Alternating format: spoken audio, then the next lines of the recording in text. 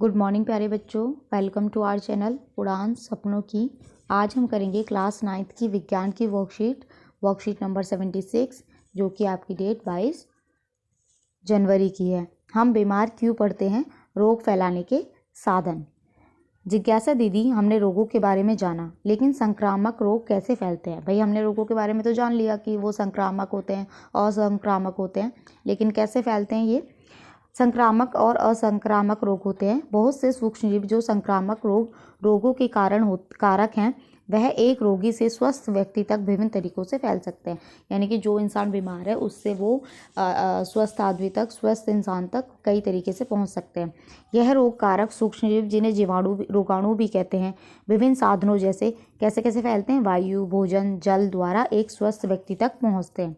इनके संचरण का तरीका इनके फैलने की गति तथा क्षेत्र पर भी निर्धारित करता है। अब देखिए कैसे कैसे फैल सकता है। देखिए, हवा द्वारा फैल सकता है, तो जो भी साधन है, जो माध्यम है, वायु द्वारा, भोजन द्वारा, संक्रमित डॉक्टरी उपकरणों द्वारा, रोग वाहक द्वारा, लैंगिक संपर्क द्वारा और संक्रमित व्यक्ति द्वारा। तो देखिए बेटा, वायु द्वारा कैसे फैल सकता है। छींकने खांसने के कारण रोग कारक सूक्ष्मजीव वायु में फैलकर स्वस्थ व्यक्ति के शरीर में चले जाते हैं, जैसे निमोनिया, सर्दी, जुकाम, क्षय रोग आदि। जल और भोजन द्वारा कैसे फैलता है। रोगाणु हमारे शरीर में संक्रमित जल और भोजन द्वारा प्रवेश कर जाते हैं। एग्जाम्पल हैजा, पैचिस, ये सब खराब खाने की वजह से होते हैं ना बीमारियाँ। संक्रमित डॉक्टर उपकरण द्वारा, जैसे कि सुई, दस्ताने, थर्मामीटर।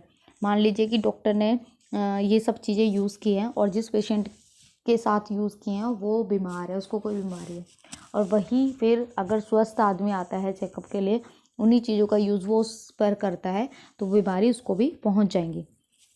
रोग वाहक द्वारा कैसे हो गया। कुछ जीव जैसे कुत्ता, बिल्ली, बंदर आदि किसी भी व्यक्ति को जब काटते हैं तो उन्हें रोगग्रस्त कर सकते हैं।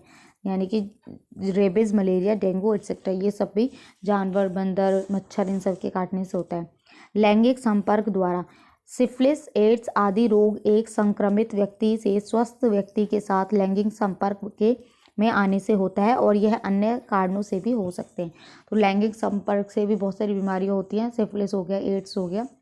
इसके बाद क्या है, संक्रमित व्यक्ति द्वारा इस्तेमाल की गई वस्तुओं का स्वस्थ व्यक्ति द्वारा उपयोग। देखिए, कोई बीमार है, ठीक है, किसी को कुछ बीमारी है, तो कुछ बीमारियां ऐसी भी होती हैं कि अगर स्वस्थ व्यक्ति उसका खाना खा ले, उसके साथ उसके कपड़े पहन ले, तो उससे भी उसको क्या होगा, वो बीमारी हो जाती है। फॉर एग्जाम्पल त्वचा रोग, स्कैबिस आदि। एड्स के बारे में हमने अभी पढ़ा। ये देखिए डायग्राम भी बहुत अच्छे से दिया हुआ है। यह आपका संक्रमित व्यक्ति है, बीमार है, और ये स्वस्थ व्यक्ति है, तो संपर्क कर रहा है, देखिए हाथ मिला रहा है, ये कर रहा है, तो ये इसको बीमारी हो गई। वायु द्वारा छींका, उसने खांसा तो पहुंच गया उसके पास। ये कपड़े और खाना उसका झूठा यूज़ कर लिया, तो वो उसकी बॉडी में एंटर कर गया, ये भोजन का हो गया। और ये वेक्टर, ये इसने मान लीजिए इसको किसी मच्छर ने काटा या किसी भी कीड़े ने काटा, और उसने फिर वहाँ जाके बीमारी फैला दी, तो वही सब है ये सब।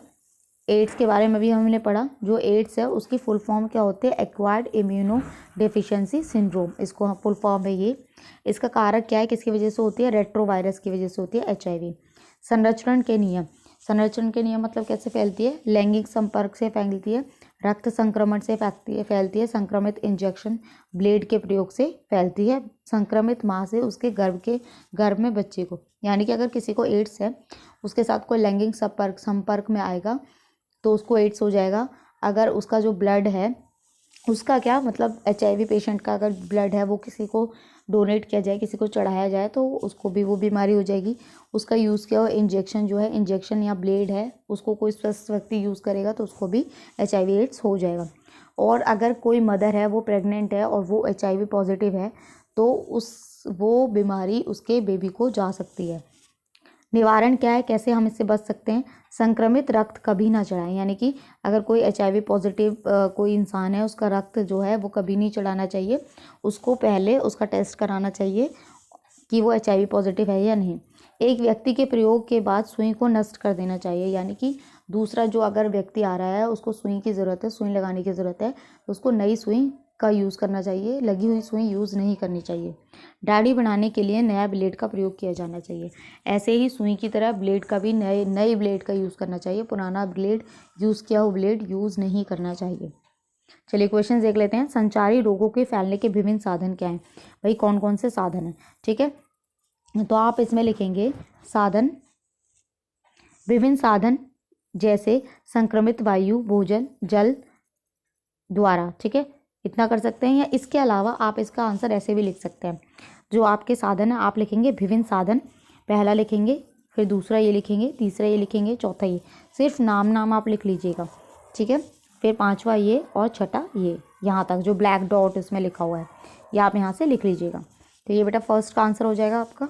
ठीक है, सेकंड क्या है? वायु, जल तथा रोग वाहकों द्वारा फैलने वाले रोगों के दो उदाहरण दीजिए। वायु, जल और रोग वाहक। ठीक है, तो देखिए वायु द्वारा आप ये लिख लेंगे, जल और भोजन द्वारा ये लिख लेंगे, और क्या है? रोग वाहक द्वारा ये बीमारी लिख देंगे। दो बीमारी लिख ली, इसमें 3 दे रखी हैं, तो आप यहाँ से लिख लीजिएगा। ये आपके सेकंड का आंसर हो जाएगा। चलिए थर्ड देखते हैं।